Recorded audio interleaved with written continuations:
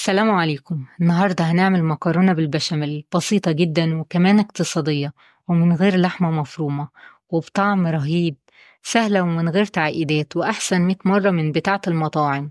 وإذا كنتم لسه ما اشتركتوش في القناة بتمنى إن انتوا تشتركوا. نبدأ بالمقادير. معايا 400 جرام مكرونة فرن اللي هي شكلها كده. بسلقها مية على النار بتغلي، ضفت عليها المكرونة وضفت عليها رشة ملح كبيرة. أسيبها تستوي. عايزة المكرونة ما تستويش بالكامل، يكون فيها مضغة علشان لسه هتكمل سواها في الفرن.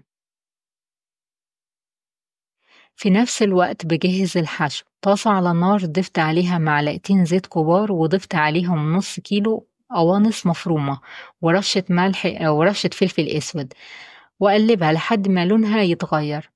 أضيف عليها بصلة متقطعة مكعبات وفلفل أخضر متقطع ناعم. أقلبهم. أول ما البصل يدبل بضيف عليهم كوباية عصير طماطم أو معلقتين صلصة، مش عايزاها تكون غرقانة في الصلصة.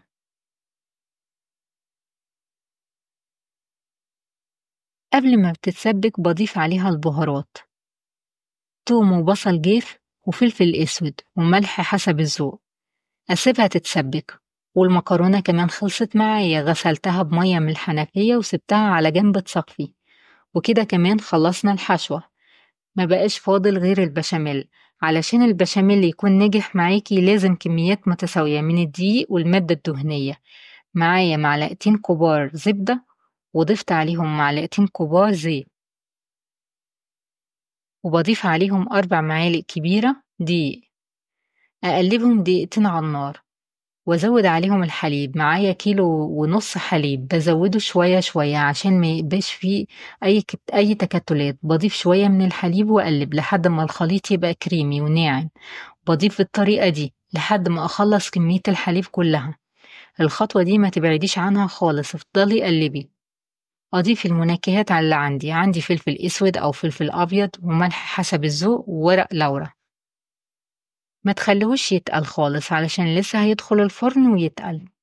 أول ما يوصل للقوام ده برفعه من على النار. آخر خطوة بدهن الصينية سمنة وأضيف نص كمية المكرونة برصها عشان شكلها يطلع مرتب شوية، وبضيف ربع كمية البشاميل، وبضيف الحشوة بتاعتنا البسيطة، وبضيف باقي كمية المكرونة، وأضيف باقي كمية البشاميل.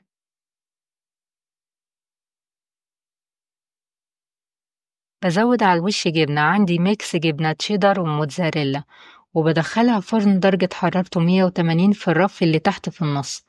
بتاخد 15 دقيقة طبعا علشان كل حاجة فيها مستوية. وإذا ما خدتش لون قوي افتحي عليها الشواية تتحمر.